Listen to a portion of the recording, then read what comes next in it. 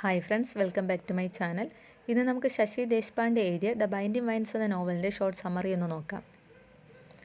ചില വേദനകൾ പുറത്ത് കരച്ചിലായി വരില്ല, അകത്തൊരു തീയായി നിശബ്ദമായി കത്തിക്കൊണ്ടിരിക്കും. അങ്ങനെയുള്ള സ്ത്രീകളുടെ മൗനവേദനകളുടെ കഥയാണ് ദ ബൈൻഡിങ് വൈൻസ്. ഒരു സ്ത്രീയുടെ വേദന മറ്റൊരു സ്ത്രീയുടെ ശക്തിയായി മാറുന്ന ഒരു ജീവിതകാവ്യം. നമുക്ക് ഈ നോവൽ നോക്കുമ്പോൾ ഈ നോവൽ പറയുന്നത് സ്ത്രീകളുടെ മൗനമായ വേദനകൾ, ലൈംഗിക ചൂഷണം, വിവാഹ ബന്ധങ്ങളിലെ അസമത്വം, മാതൃത്വത്തിൻ്റെ ഉള്ളുരുകുന്ന ദുഃഖം, പുരുഷാധികാര സമൂഹത്തിൻ്റെ നിർദ്ദയം.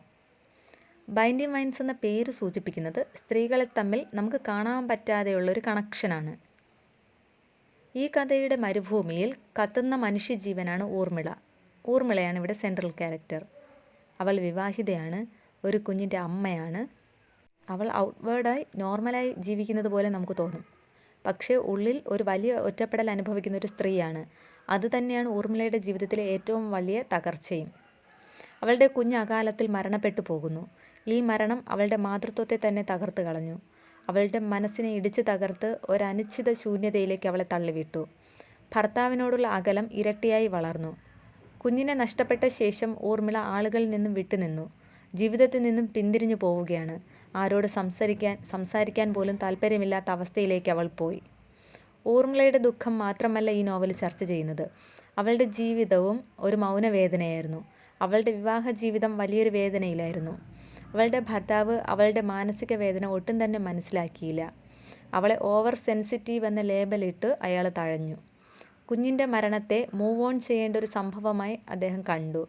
ഇവിടെയാണ് നോവൽ ശക്തമായി പറയുന്നത്, സ്ത്രീയുടെ വേദന പുരുഷാധിപത്യ സമൂഹത്തിന് പലപ്പോഴും അസൗകര്യമാണ്.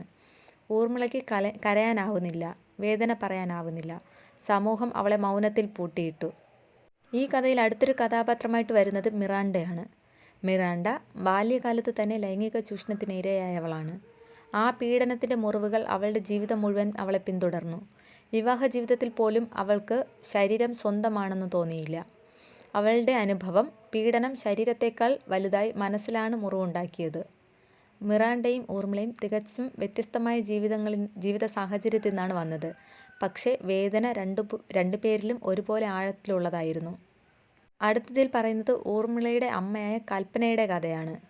തൻ്റെ യുവത്വകാലത്ത് അവൾക്കും ഒരു പീഡനം നേരിടേണ്ടി വന്നു. പക്ഷേ സമൂഹത്തെ ഭയന്ന് അവൾ അത് ഒരിക്കലും പുറത്തു പറഞ്ഞില്ല. ജീവിതം മുഴുവൻ അതിൻ്റെ ഭാരം അവൾ ഒറ്റയ്ക്ക് ചുമന്നു. ഇവിടെ ഈ നോവൽ സൂചിപ്പിക്കുന്നത് സ്ത്രീകളുടെ വേദന തലമുറകളിലൂടെ പാരമ്പര്യമായി കടന്നു പോകുന്നു എന്നാണ്. ഊർമിള, മിറാണ്ട, കൽപ്പന, മൂന്ന് വ്യത്യസ്ത സ്ത്രീകൾ, മൂന്ന് വ്യത്യസ്ത കാലങ്ങൾ. പക്ഷെ അവരെ കൈകോർത്ത് ബന്ധിപ്പിക്കുന്നത് അവരുടെ വേദനയായിരുന്നു, മനസ്സിൻ്റെ വേദന. അവരുടെ ദുഃഖങ്ങൾ ഒരു വള്ളിപ്പടർപ്പ് പോലെ ഒന്നിച്ച് കെട്ടിപ്പിടിഞ്ഞ് കിടക്കുന്നു. അതാണ് ബൈൻഡിങ് വൈൻസ്. വേദന അവരെ തകർത്തില്ല, വേദന അവരെ ശക്തരാക്കി. ഈ നോവൽ ശക്തമായി വിമർശിക്കുന്നത് പുരുഷാധികാര സമൂഹത്തെയാണ്. അതുപോലെ തന്നെ സ്ത്രീയുടെ ശരീരത്തിന്മേലുള്ള നിയന്ത്രണം. മൗനം, മാന്യത എന്ന കപടമായ ചിന്ത അന്നത്തെ സ്ത്രീകൾക്കുണ്ടായിരുന്നു. അതുപോലെ തന്നെ വിക്ടിമിനെ ബ്ലെയിം ചെയ്യുന്നൊരു സംസ്കാരവും.